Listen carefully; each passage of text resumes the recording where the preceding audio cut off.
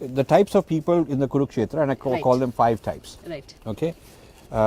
Maybe in the Kurukshetra in Sri Krishna's time there was, Kauravas and Pandavas.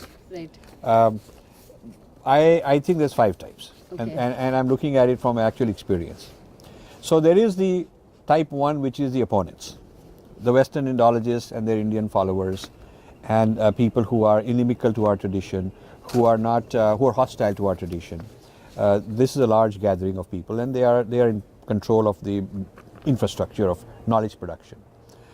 Then there is a type 2, which I call my home team. Okay. Intellectual Kshatriya is a term I have used sometimes, but they are people on our side. You can call them insiders, and in this intellectual battle. But not everybody is in my home team. There are a lot of people who I call type 3 who are doing good work. They are ideologically aligned with me, but they have their own team. So in this new Kurukshetra, I have one group that is fighting the opponents, but there's others who are fighting them their own way. Right. And they're type 3. I respect them. We are coalition partners. Okay. It may be a very formal arrangement that, okay, you help me and I'll help you. It may be private.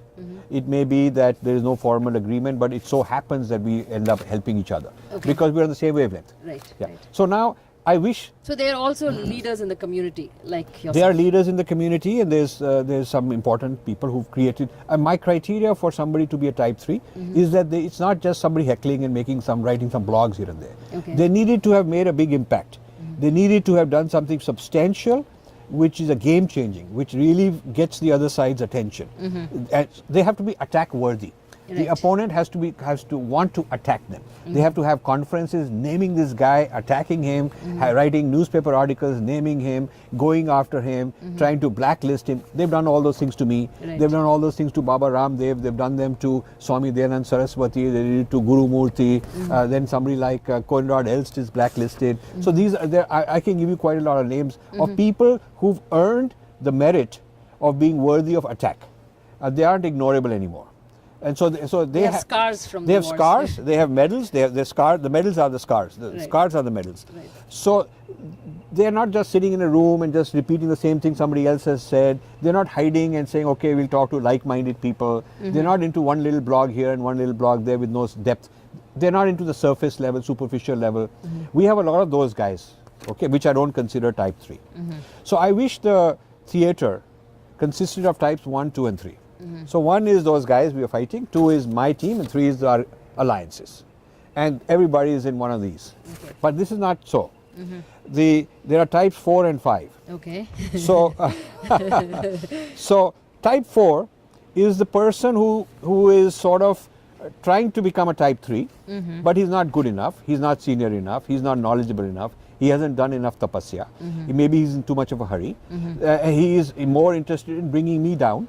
They are argumentative, they are a nuisance. Some of them will want a huge amount of attention because they have this sense of being type 3 and worthy of coming to me and wasting a lot of my time.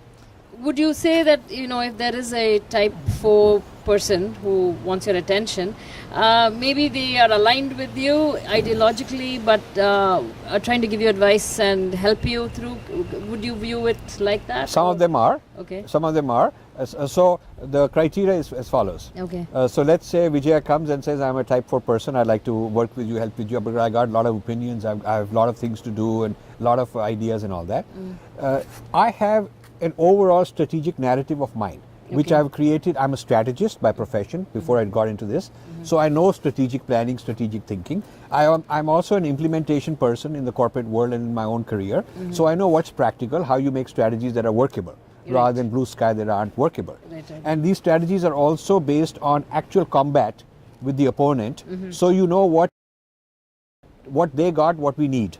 So they're not sort of hypothetical, ideas or wishful thinking. They're real solid strategies that I follow. So I would say to a person that I want you to incorporate my strategies and fit into them and play out these strategies. My problem is when somebody comes and they have their own strategy, maybe it's a good one. If it's a good one, then they deserve to be type 3. Right. Then they should have established themselves by now. but they really haven't thought through. They haven't got any combat experience, zero combat experience.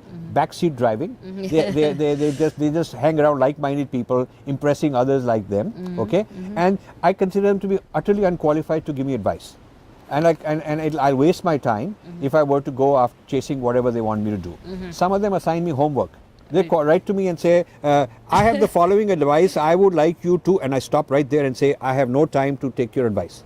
They don't like it, but I have no time to read those 5 pages of complete baloney. But as a business leader, I'm sure you would have taken advice. So whom do you take advice from? Well, you take advice from people who are qualified. I mean, if you want heart surgery, you don't go to a barber shop and say, give me advice. I mean, if you want to have a hairstyle advice, you go to a barber shop and not to a heart surgeon. So you need somebody who's an expert in that subject matter.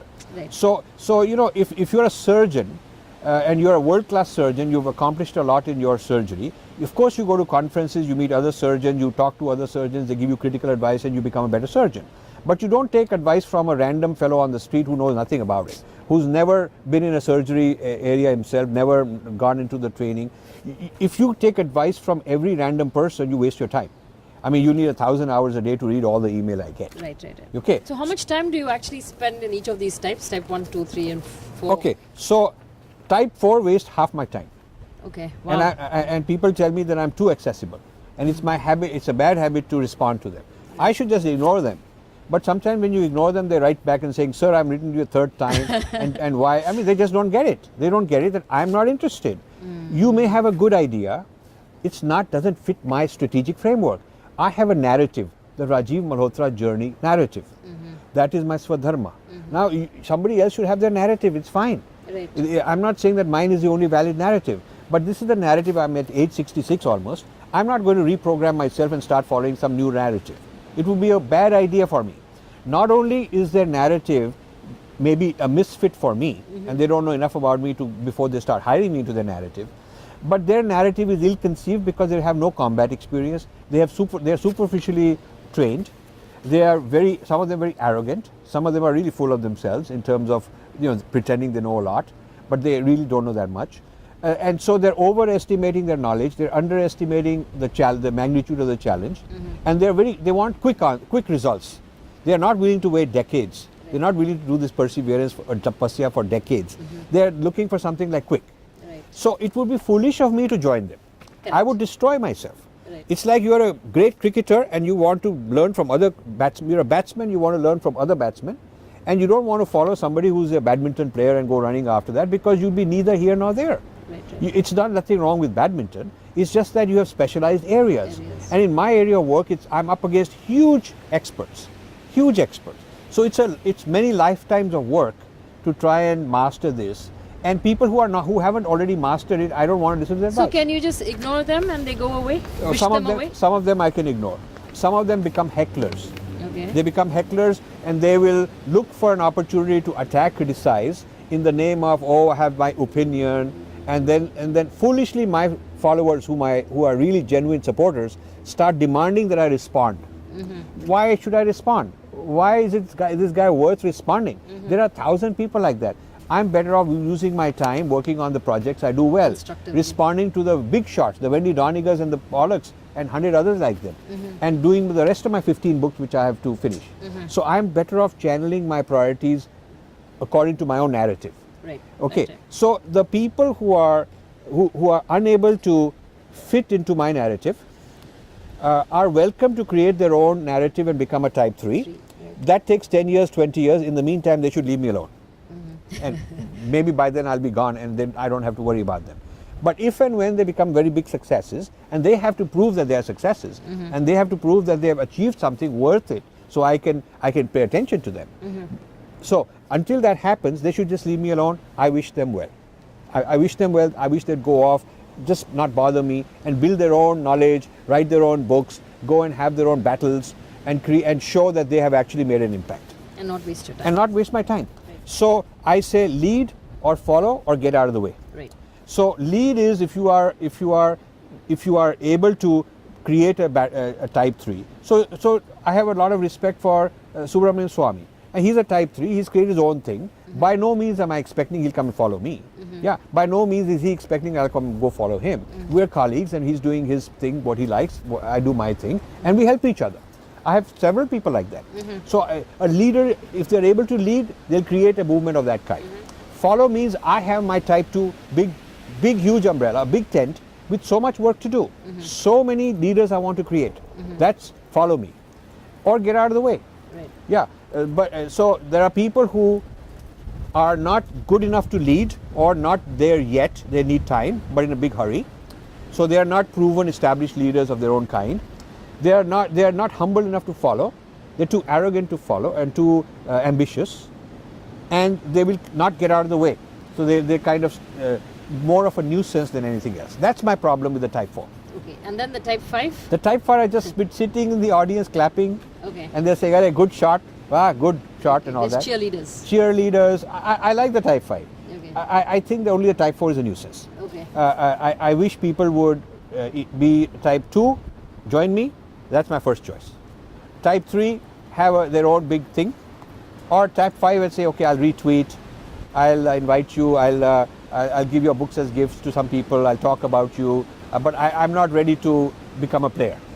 Right. I'm not in the Kurukshetra. We have a huge spectator stand around the Kurukshetra, and we sit there with binoculars and we are We watch, watching and right. admiring and kind of having some fun. Okay. You know, so the